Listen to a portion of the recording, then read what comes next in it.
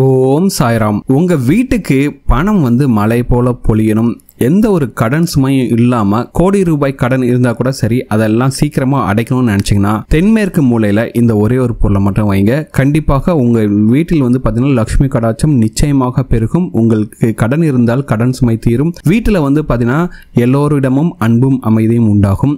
அப்படி தென்மேற்கு மூலையில என்ன பொருள் வைக்கணும் அப்படின்னா இந்த வீடியோல பார்க்க போறோம். வாங்க வீடியோக்குள்ள போலாம். அதுக்கு முன்னாடி இப்பதான் நீங்க நம்ம சேனலுக்கு ஃபர்ஸ்ட் டைம் வரீங்கன்னா மறக்காம நம்ம சேனலை சப்ஸ்கிரைப் பண்ணிக்கங்க.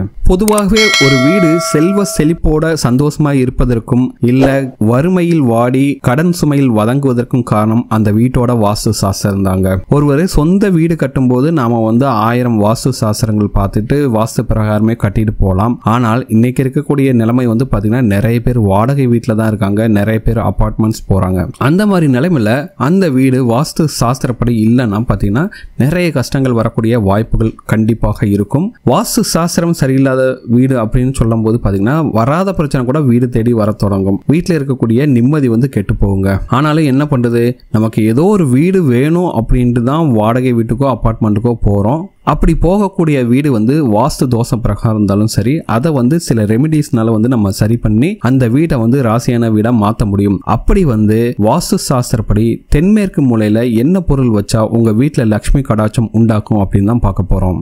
பொதுவாகவே இந்த தென்மேற்கு திசைங்கிறது பார்த்தீங்கன்னா நேர்மறை ஆற்றலை அதிகப்படியாக இருக்கக்கூடிய திசையாக நமக்கு சொல்லப்பட்டிருக்குங்க. இதை குபேர மூலை அப்படின்னு கூட சொல்லுவாங்க. இந்த குபேர மூலையானது ஒரு வீட்டில் எப்பவுமே சுத்தபத்தமாக இருக்க வேண்டும். அந்த இடத்துல எந்த ஒரு துர்நாற்றமும் வீசக்கூடாது. பொதுவாகவே தென்மேற்கு மூலையில் கதவு வரக்கூடாதுங்க.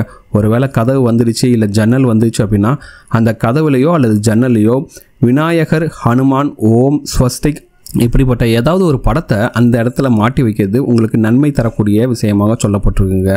உங்கள் வீட்டில் தென்மேற்கு திசையில் கதவோ இல்லை ஜன்னலோ இருந்ததுன்னா இத்தனை நாள் இந்த படங்கள்லாம் ஒட்டி வைக்கலாம். மறக்காமல் நான் மேலே சொன்ன படங்களை வாங்கி ஒட்டி வையுங்கள்.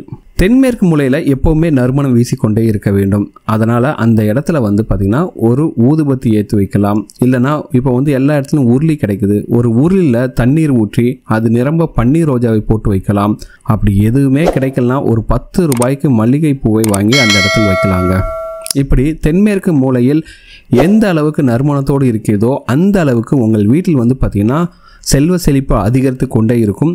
பணம் சேர்ந்துக்கிட்டே இருக்குங்க, மலை போல் சேர்ந்துக்கிட்டே இருக்கும். கடன் சுமை இருந்தாலும் சரி அதெல்லாம் நீங்கிடுங்க. மற்ற எதுவும் வாங்க முடியலன்னா கூட ஒரு சின்ன கிண்ணத்தில் பச்சை கற்பூரத்தை போட்டு வைத்தாலும் நல்லது தான்.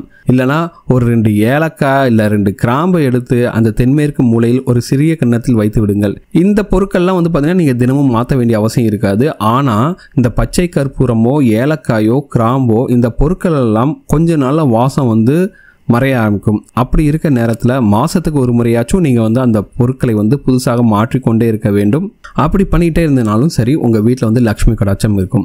அதே போல் உங்கள் சமையல் அறையில் தென்மேற்கு மூலையில் பச்சரிசி, ஊறுகாய் இப்படிப்பட்ட மகாலட்சுமி அம்சம் பொருந்திய நிறைந்த பொருட்களை நீங்கள் வைப்பதும் உங்களுக்கு மிக சிறப்பான பலன்களை கொடுக்கும். இதையும் தாண்டி வீட்டில் இருக்க கடன் சுமை குறைய, பண கஷ்டம் தீர இந்த பரிகாரத்தை செஞ்சு பாருங்க. கண்டிப்பாக ரிசல்ட்ஸ் கிடைக்கும். ஒரு சின்ன சிவப்பு துணியில் 5 ரூபாய் நாணயத்தை ஒரு முடிச்சாக கட்டி கொள்ளுங்கள். இந்த முடிச்சை உங்களோட உள்ளங்கையில் வச்சுக்கிட்டு உங்கள் பூஜை ரூமில் உட்காந்துக்கிட்டு உங்கள் குலதெய்வத்தையும் உங்கள் இஷ்ட தெய்வத்தையும் எல்லா தெய்வத்தையும் உங்களுக்கு இருக்கும் பண கஷ்டம் தீர வேண்டும் அப்படின்ட்டு ஒரு நம்பிக்கையோடு வேண்டிக்கங்க.